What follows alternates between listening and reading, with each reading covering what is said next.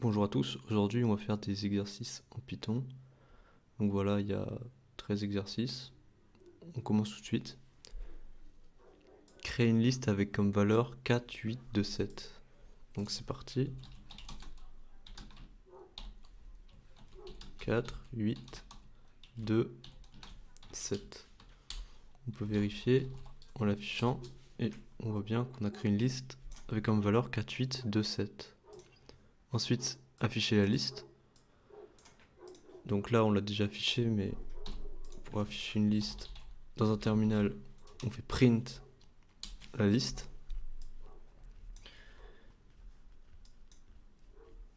Ensuite, parcourir chaque élément de la liste de deux façons différentes. Alors, donc la première façon, on va faire for elem in list print elem. Donc on a bien 4, 8, 2, 7. Ensuite, une deuxième façon de faire, c'est avec les index. For i comme index in range. Donc on commence à 0. Ensuite, on va jusqu'à len de liste, donc la longueur de la liste, avec un pas de 1. Donc on va, au début ça fait 0, 1, 2, 3. Et à 3, on s'arrête. Parce que ça prend pas en compte cet élément-là. Ça prend len de liste moins 1. Ça s'arrête à l'élément len de liste moins 1. Donc, si je fais print i, ça va afficher 0, 1, 2, 3. Une fois qu'on a cet index, on peut maintenant afficher les éléments de la liste. Donc, liste de i. Donc, liste de 0, ça va afficher le premier nombre, donc 4, etc. 1, ça va afficher 8. Donc maintenant qu'on a ces index ici, on a juste à faire liste i et ça affiche bien 4, 8, 2, 7. Donc maintenant on peut simplifier cette boucle en enlevant le pas, parce que par défaut le pas est de 1 et par défaut on commence à 0. Et si on commence à 1, bah, tout simplement on affiche 8, 2, 7 au lieu de 4, 8, 2, 7. Voilà, alors, question suivante, remplacer la valeur 4 par 12. Alors, 4 par 12, 4 c'est le premier élément de la liste, donc liste de 0 égale 12. Donc 12, on affiche ensuite la liste, et on a bien 12 au lieu de 4. Si j'avais voulu remplacer 7 par 4, j'aurais mis comme index 3, vu que 0, 1, 2, 3. Ensuite, échanger les deux derniers éléments de la liste. Alors, c'est parti. Les deux derniers éléments, c'est à l'index 2 et 3. Donc, liste 2, virgule liste 3 égale liste 3, virgule liste 2. Donc, cet élément-là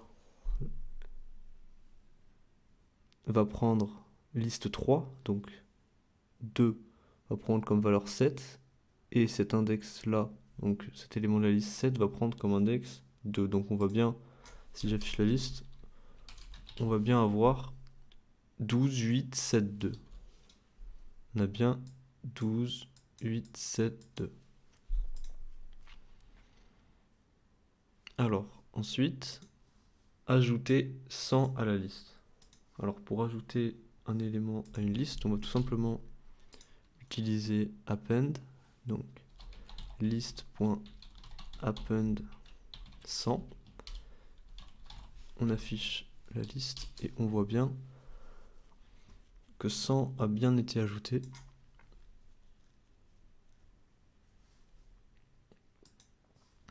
Et enfin, la dernière question de l'exercice, supprimer le dernier élément de la liste. On va utiliser pop, list.pop, et list. Donc ce point pop va enlever le dernier élément de la liste. Donc on a la même liste qu'on avait ici. Alors, maintenant, exercice 2. On va faire un markdown. Et exercice 2.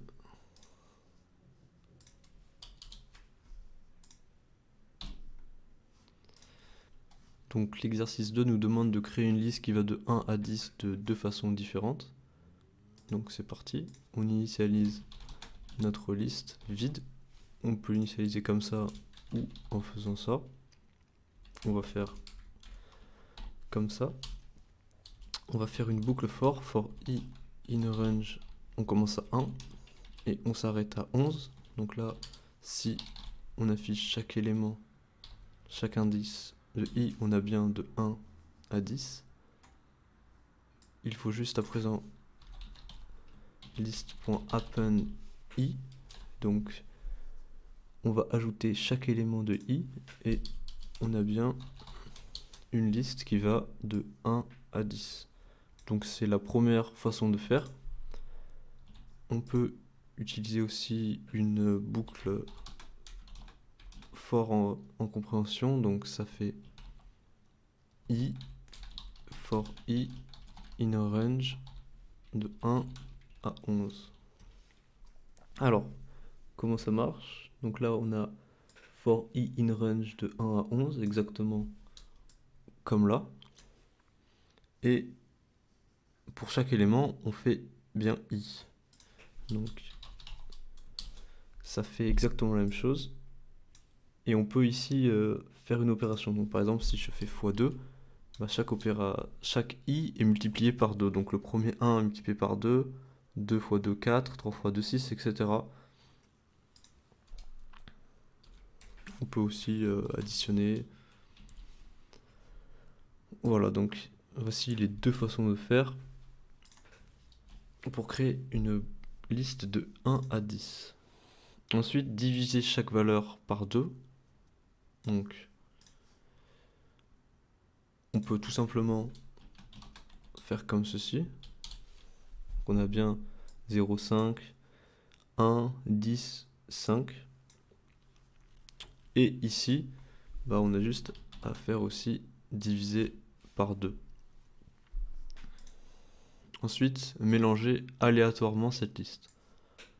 Alors, il va falloir qu'on importe la librairie random. Et une fois qu'on a ça, on va faire random.shuffle. Donc shuffle, ça veut dire mélanger. On prend la liste et on a bien la liste qui est mélangée. 5, 4,5, 0,5, 2,5, 3,5, 3, 1,5, 2, 1. Donc on peut recommencer et on voit qu'à chaque fois, les valeurs sont dans un ordre différent. Ensuite, on va faire l'exercice 3.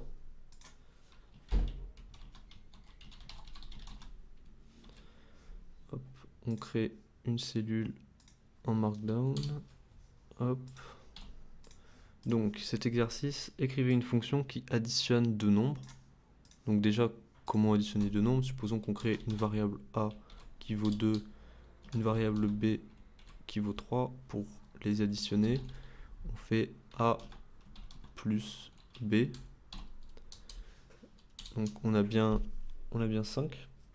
Donc maintenant, ce qu'on veut essayer de faire, c'est faire la même chose, mais dans une fonction. Donc on va créer la fonction. Donc pour définir une fonction, on fait def. Ensuite, on va marquer addition. Donc ça, c'est le nom de la fonction. Ensuite, on aura les arguments, donc A et B.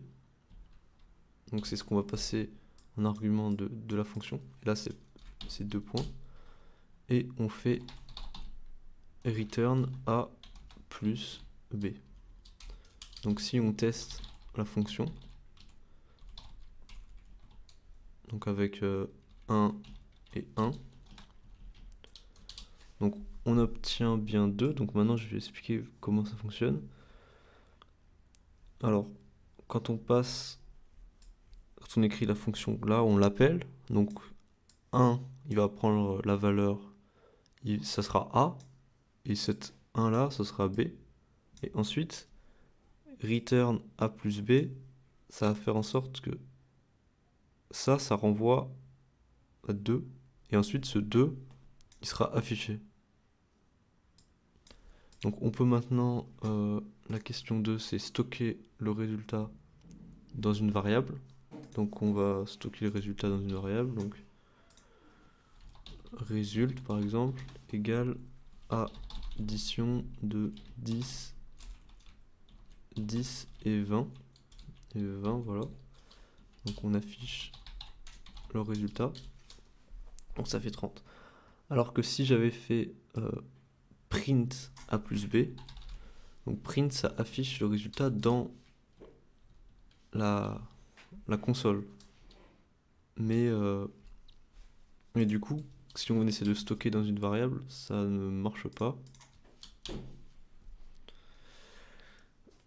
Tout simplement parce que là, ça ne peut pas renvoyer si j'affiche result.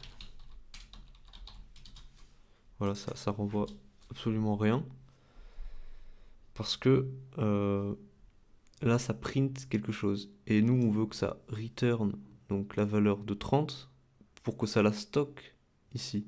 Et print, ça sert juste à afficher. Donc, alors que return, bah, ça renvoie comme résultat le nombre qui ensuite peut être stocké dans la variable.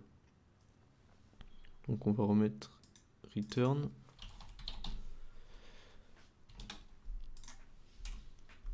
Voilà. Et là,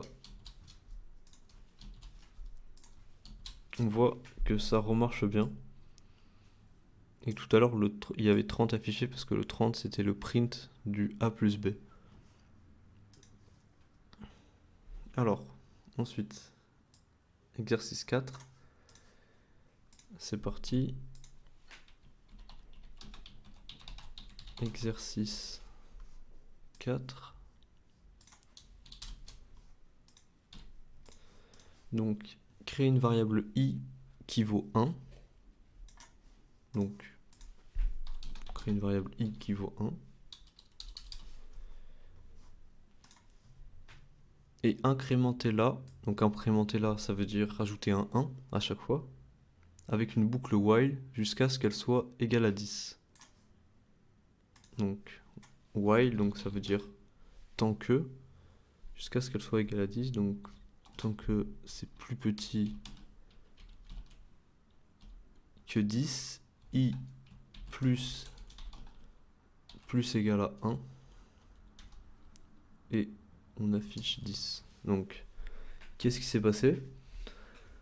Si on affichait les valeurs à chaque fois avec un print i, au début c'est 1, donc ça affiche un 1, puis ensuite i plus égal à 1, c'est-à-dire 2, donc ça c'est la même écriture que i égale i plus 1. Ça donne exactement le même résultat. Donc ensuite i vaut 2, puis 3, etc. jusqu'à 9. Ensuite i vaut 10. Mais quand il vaut 10, i n'est plus inférieur à 10. Donc la condition n'est plus valable. Donc on va sortir de la boucle. Et i vaut bien 10. Donc incrémentez-la avec une boucle jusqu'à ce qu'elle soit égale à 10. Donc on a bien réussi. Alors, ensuite, on passe à l'exercice 5. Exercice 5, Markdown. Alors, générer un nombre aléatoire qui vaut 1 ou 0. Donc, pour générer un nombre aléatoire, il nous faut randint. Donc, on peut faire soit random.randint 0 à 1. Donc ça fait 0, ça fait 1, ça fait encore 1, ça fait 0. Ou alors, on fait tout simplement from random import randint. Et là, on peut directement appeler randint. Donc, comment randint fonctionne? Là, c'est le début. Et là, c'est la fin. Donc, c'est possible. Si on avait de 0 à 10, on pourra avoir des valeurs qui sont comprises entre 0 à 10, donc des entiers. Ok, donc ensuite, créer une boucle for de 100 itérations qui permet de savoir le pourcentage de 1 obtenu. Alors, donc, on va créer une boucle for de 100 itérations. Donc, for i in range 100. On va créer notre variable aléatoire, donc on va l'appeler par exemple hasard égale randint de 0 à 1. Donc si on veut l'afficher, ça donnerait ça. Voilà, donc 100 fois. Donc maintenant on veut savoir combien il y a de pourcentage de 1 obtenu. Donc on va créer une variable qui va servir de compteur. On va l'appeler cpt au début égal à 0. Donc si notre variable hasard vaut 1, donc le double égal c'est pour tester une égalité. Donc si c'est bien égal à 1, ça devient if true. Donc on exécute le code qui est juste ici. Donc on va faire cpt plus égal à 1. Donc ensuite, on affiche le nombre print cpt. Et là, on n'a qu'à tout simplement le diviser par 100 pour avoir un pourcentage. Donc on a 0,54 on a 54% de 1. On relance, on a 50% pile, 51%, 57, 55. Donc on peut maintenant nombre de lancers, nb lancer égale par exemple 1000. On remplace ici et ici. On garde toujours le pourcentage. Et plus on va augmenter ce nombre de lancers, plus on va se rapprocher d'un résultat qui se rapproche des 50%. Donc c'est la loi des grands nombres. Donc là pour 10 000, voilà, on est déjà bien plus près. Et si je fais par exemple 100 000, on est très très proche de 50% à chaque fois, contrairement au début où si c'est pour un lancer de 50, bah, on n'est pas du tout, enfin comparé, on est des fois très loin de 50%. Et sur 1 million, on va voir, ça a mis un peu plus de temps, donc voilà, on est vraiment très très proche des 50%. Alors, ensuite, exercice 6. Donc, c'est parti.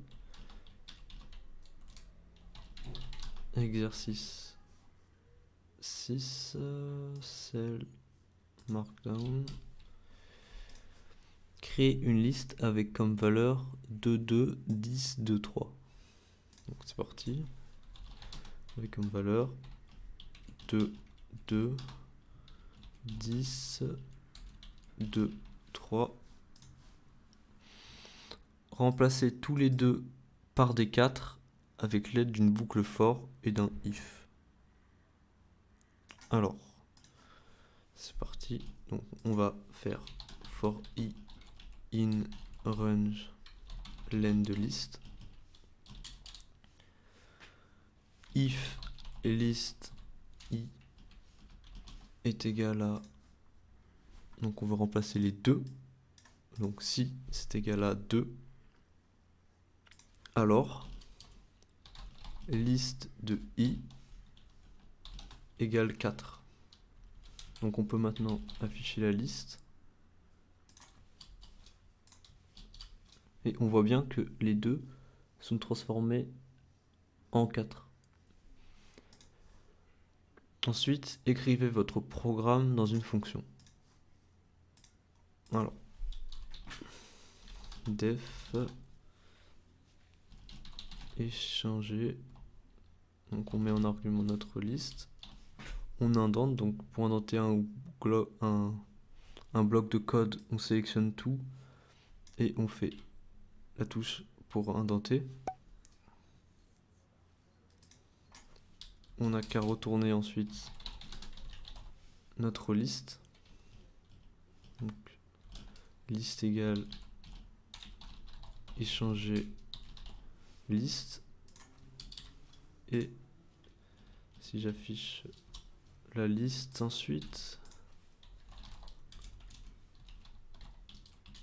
on a bien notre liste échangée. Donc on a appelé notre fonction avec cette liste là. La fonction est venue ici, le code s'est exécuté, ensuite la fonction a renvoyé la liste ici et a été stockée dans une nouvelle variable qui a le même nom, liste. Ensuite, ajouter des arguments pour choisir le nombre que l'on veut changer. Donc le nombre a changé, nombre a changé. Donc on va le mettre ici. Voilà. Donc maintenant, si j'exécute ce code, il y aura une erreur parce que j'ai pas précisé quel nombre on veut changer. Donc on va mettre par exemple 10. On exécute et là normalement 10 il vaut à présent 4. Donc, et le nouveau nombre, donc on va créer un nouvel argument, nouveau nombre, nouveau nombre, et on va le mettre ici.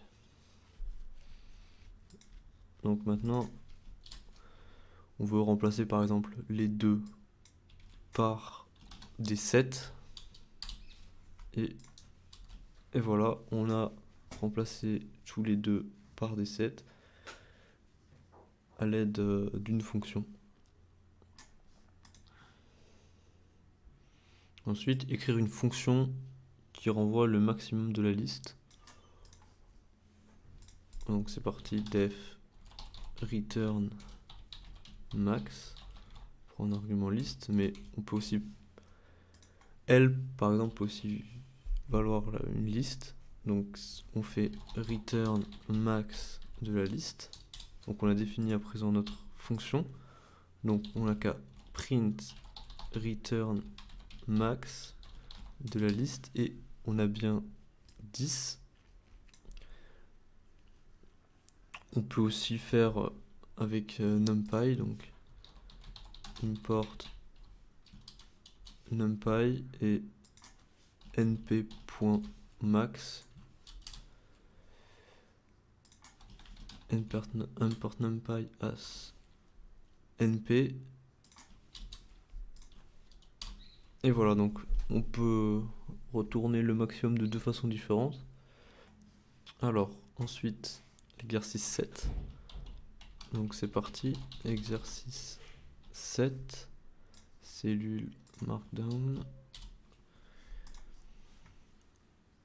Écrire une fonction qui prend en entrée une note et qui affiche si l'étudiant a son bac ou non.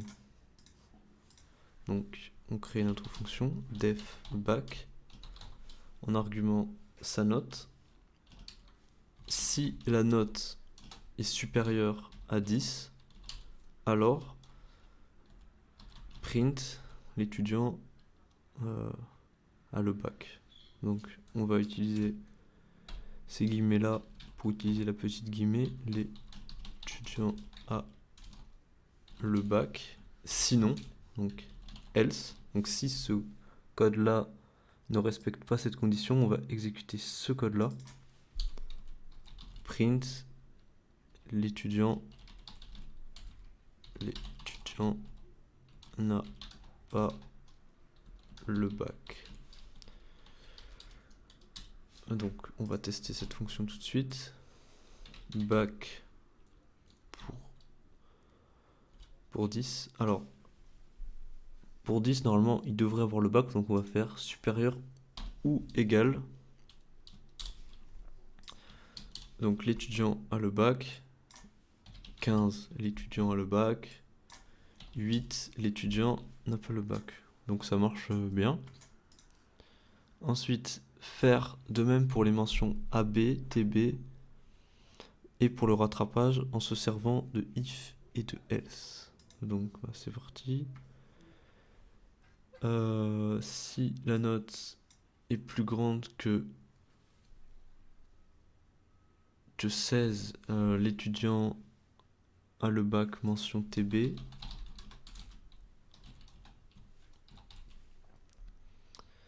Ensuite, sinon, donc, s'il n'a pas 16, on va retester si la note est supérieure ou égale à 14, l'étudiant a le bac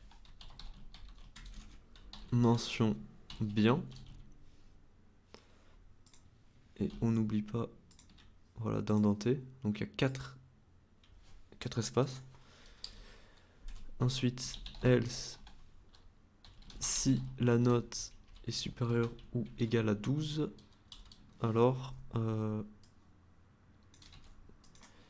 print l'étudiant a le bac mention AB, donc assez bien. Voilà, hop. Else, si la note est supérieure ou égale à 10, alors l'étudiant a le bac. Voilà, sans mention. Et enfin, si else, si la note est supérieure ou égale à 8, print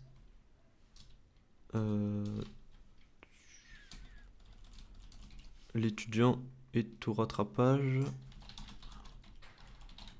Et au rattrapage, donc le rattrapage c'est entre 8 et 10. Et ensuite, si else, l'étudiant n'a pas son bac du tout en fait. Enfin, s'il a moins de 8, n'a pas son bac. Il a aucune chance d'avoir son bac, même au rattrapage, vu qu'il n'y est même pas. Ok, donc la fonction est très compliquée. Enfin, elle n'est pas très agréable à regarder. On va la simplifier après. Donc on va tester tout de suite. Donc à 8, normalement, il est au rattrapage. L'étudiant est au rattrapage. À 7, il n'a pas son bac. Voilà. À 9, il est au rattrapage. À 10, il a juste le bac. 11, pareil.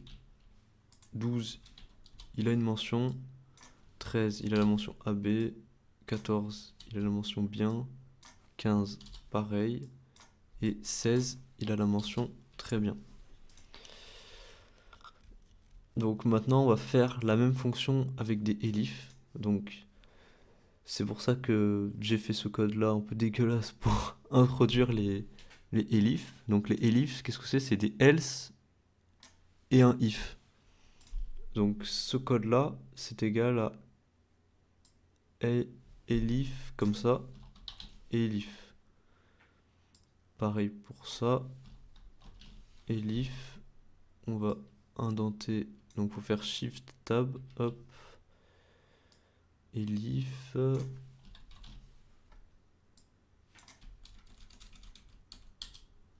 elif note, hop là, elif. Et bien sûr la condition, on va la mettre comme ceci. Voilà. Là pareil.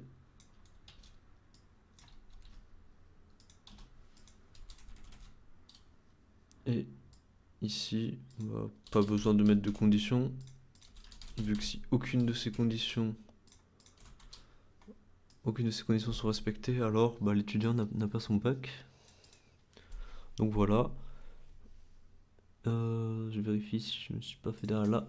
Hop, ici pareil, problème d'indentation. Donc on peut réexécuter le code. À 16, mention TB. 15, mention bien. 14, toujours mention bien. 13, mention AB. 12, mention AB. 11, le bac. 10, le bac. Et 8, il est au rattrapage. 7, il a pas son bac. Donc voilà, on peut voir que ça donne exactement la même chose que le code précédent, mais c'est bien plus simple à lire.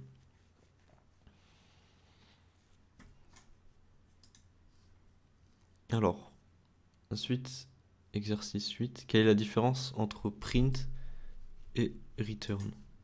Donc j'en ai déjà un peu parlé. Le print, ça affiche dans le terminal le résultat qu'on veut. Donc là, typiquement, ça va afficher ça si les conditions sont respectées.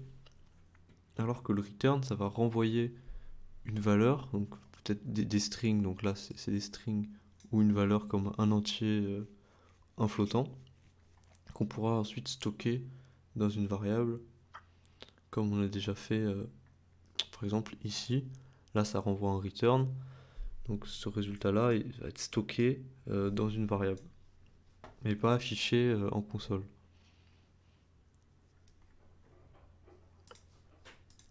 Ensuite, quelle est la différence entre un if et un elif? Donc if, c'est si une condition est respectée, et elif, c'est forcément après un if, donc c'est sinon. C'est si la première condition n'est pas respectée, alors on va retester une autre condition. Et bien sûr, le else, c'est si les conditions de if avant ne sont pas respectées, on va forcément exécuter ce code-là. Alors, écrire un programme qui crée cette liste à l'aide de 2 boucles for et de append. Donc cet exercice est un peu plus technique, mais ça vous permettra de bosser les boucles for imbriquées. Donc il y a pas mal de programmes où il y a 2 boucles for. Alors, et exercice 8.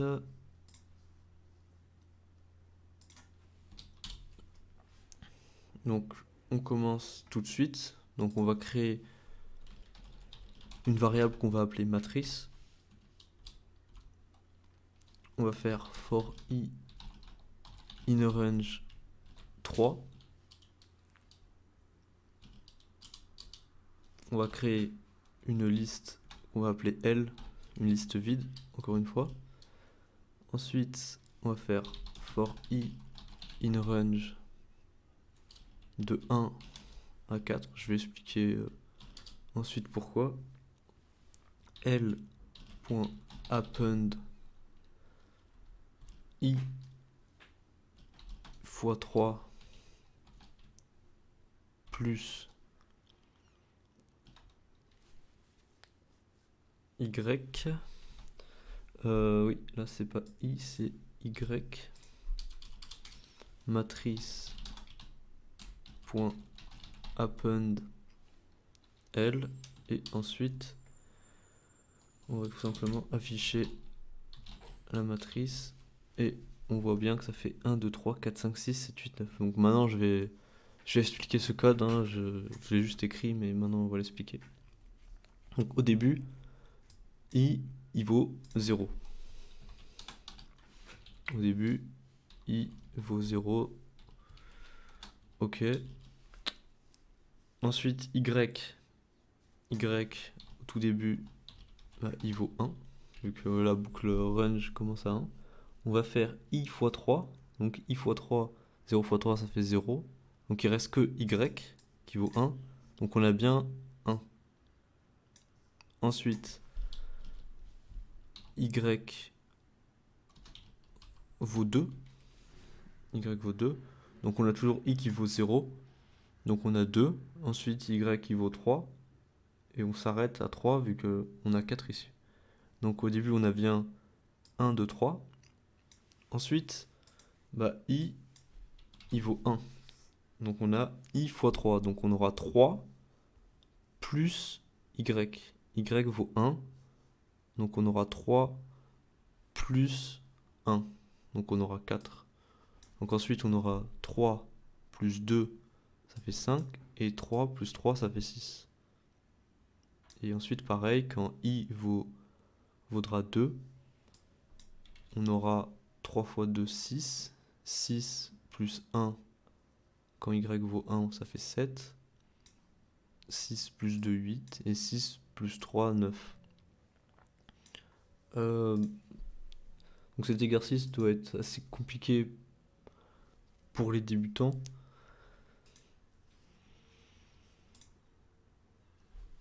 Ensuite, on va faire l'exercice 10. Écrire un programme qui affiche 1, 3, 5 à l'aide d'une boucle for. Donc c'est parti. Hop, exercice 9. Exercice 9. Hop. Donc on veut qu'il affiche 1, 3, 5. Donc pour cela, on va utiliser une boucle for i in range. Donc on va commencer à 1 et on va aller jusqu'à 6. Donc parce que ce sera du coup à 5. Donc déjà, si j'affiche ça, on va avoir 1, 2, 3, 4, 5. Donc nous, ce qu'on veut, c'est 1, 3, 5. Donc pour ce faire, on va faire un pas de 2. Donc par défaut, je rappelle, le pas est de 1. Donc on a bien 1, 3, 5. Ensuite, on veut écrire un programme qui affiche 5, 3, 1. Donc la même chose, mais en inversé. Donc on va partir de 5. Et on va aller à moins 1. Avec un pas de moins 2. Donc au début, on aura 5. Ensuite, le pas de moins 2 fera qu'on sera à 3. Puis à 1. Et puis comme la limite c'est moins 1, on s'arrête là. Ensuite, exercice 11. Écrire un programme de moins de 50 caractères qui affiche un 1 suivi de 1000 zéros. Donc c'est parti.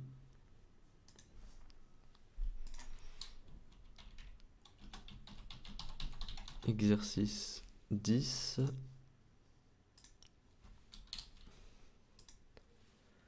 On commence tout de suite. On va créer une variable nombre qui vaut 1 donc en string. On va faire une boucle for i in range 1000. Et donc je rappelle, ce programme doit contenir moins de 50 caractères et doit afficher un 1 suivi de 1000 zéros. Donc c'est pas précisé, donc ça peut être en string ou tout simplement un nombre en int.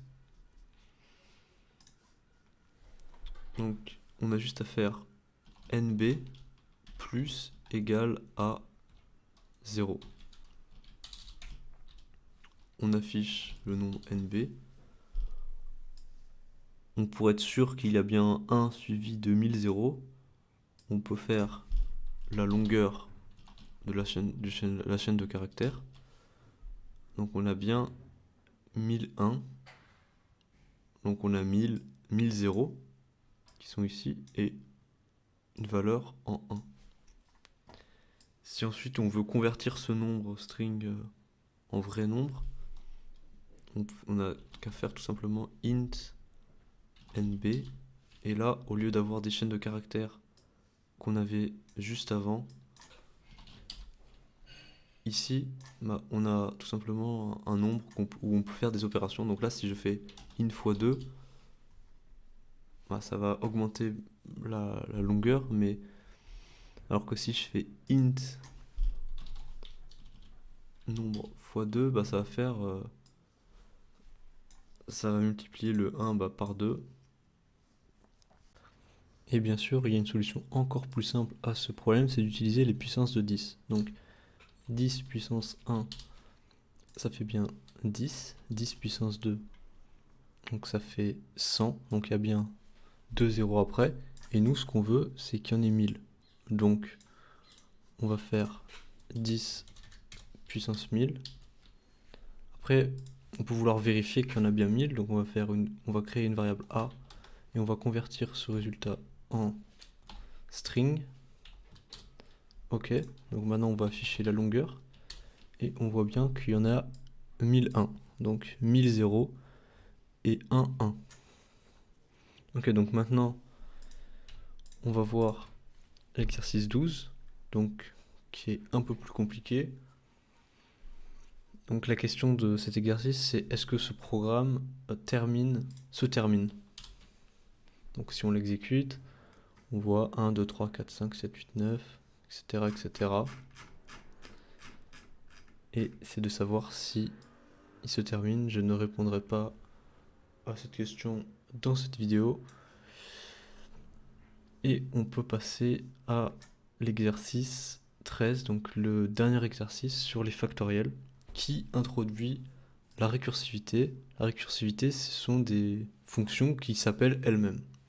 Donc première question, quel est le résultat de 3 factoriels?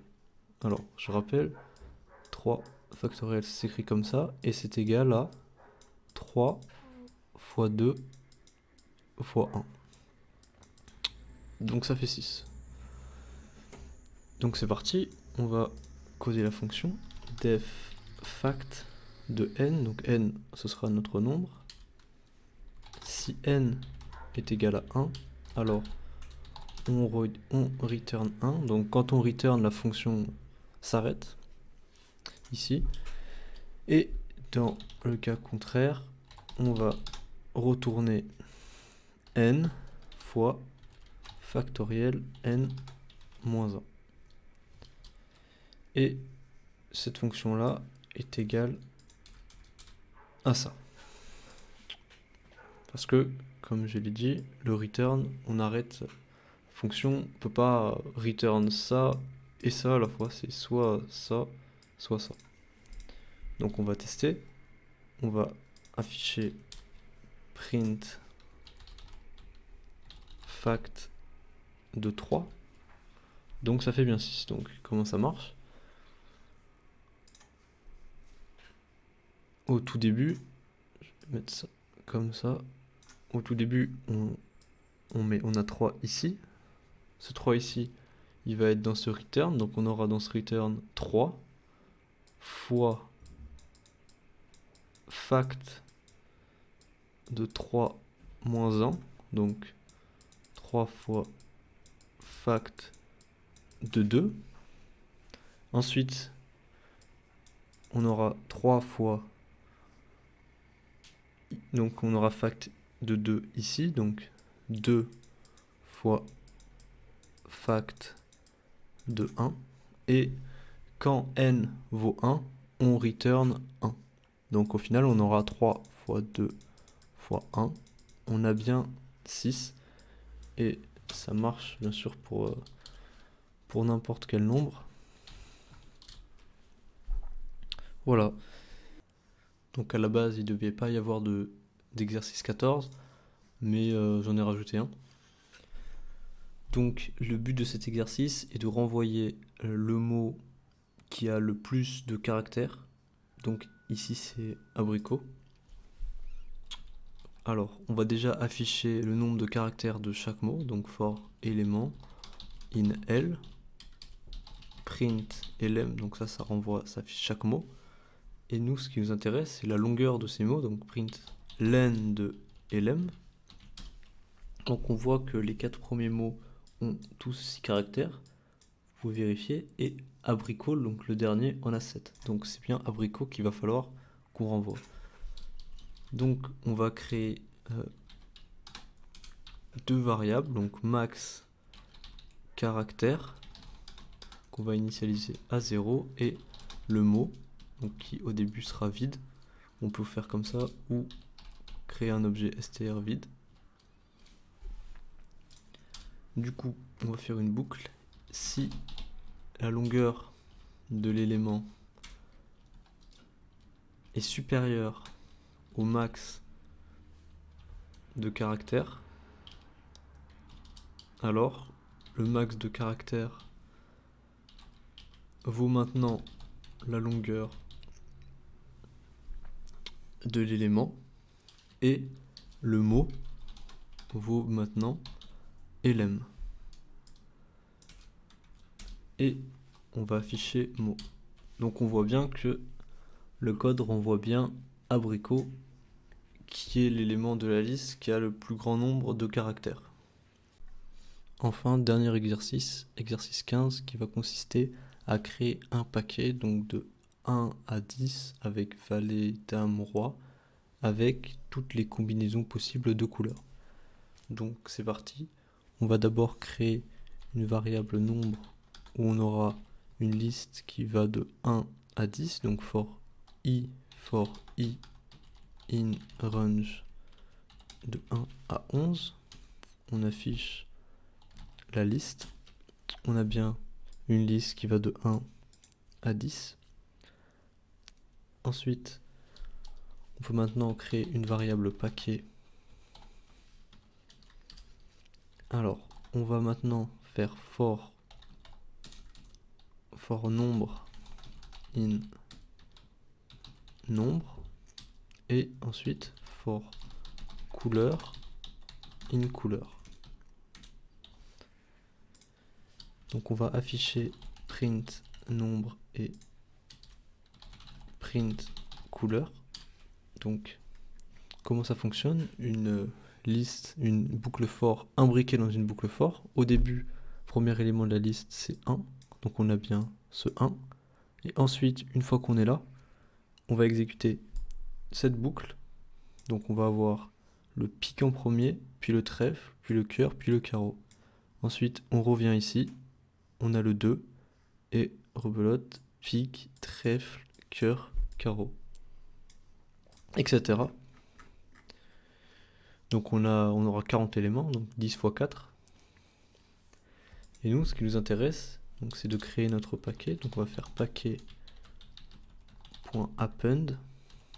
str nombre. Pourquoi str nombre? Parce qu'on va concaténer avec un plus avec les couleurs. Donc on va afficher le paquet et on va supprimer les prints. Voilà, donc on a maintenant les nombres de 1 à 10 et toutes les couleurs possibles. Donc on a bien 40 si on fait la longueur de la liste. Voilà. Et pourquoi on met str? Ça fait tout simplement une erreur pour la concaténation. Car on ne peut pas concaténer un nombre, un entier et un string. Alors ensuite, il nous manque maintenant valet, roi et dame. Donc on va faire nombre.append dame. Mais avant ça, il y a le valet. Donc valet, dame, puis le roi.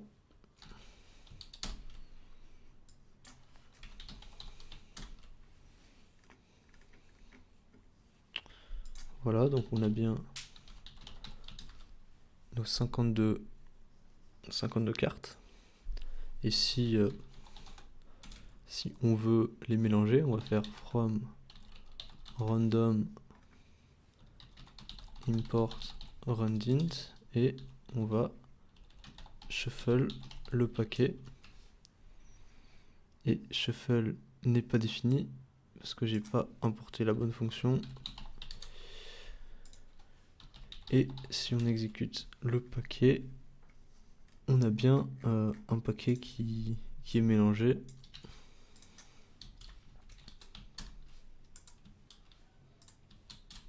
Voilà, j'espère que cette vidéo vous aura été utile.